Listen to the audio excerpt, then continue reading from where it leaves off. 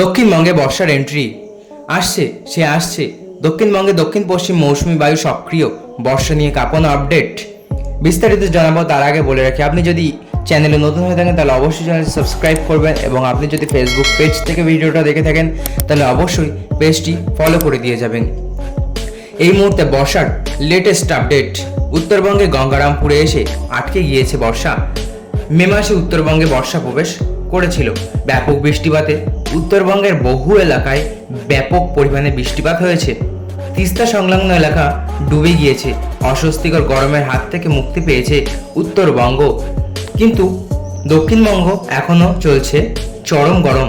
তবে আবহাওয়ার পরিবর্তন হতে চলেছে অত্যন্ত দ্রুত, এমনই জানিয়েছে আবহাওয়া দপ্তর। আগামী 4 দিনের মধ্যে ফের দক্ষিণ পশ্চিম মৌসুমি বায়ু অগ্রসর হতে থাকবে। দেশে সময়ের অনেক আগেই বর্ষা প্রবেশ করেছিল কেরলে। সাধারণত 1 জুন বর্ষা প্রবেশ করে থাকে।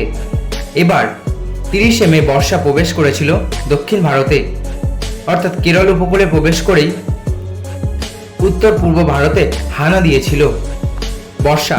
উত্তরবঙ্গের জলপাইগুড়িতে সাধারণত 10 জুনের মধ্যেই বর্ষা প্রবেশ করে থাকে, সেখানে এবার এসেছে 30 মে। গত 3 সপ্তাহ ধরে ব্যাপক বৃষ্টিপাতে ভিজছে উত্তরবঙ্গের বেশ কয়েকটি জেলা।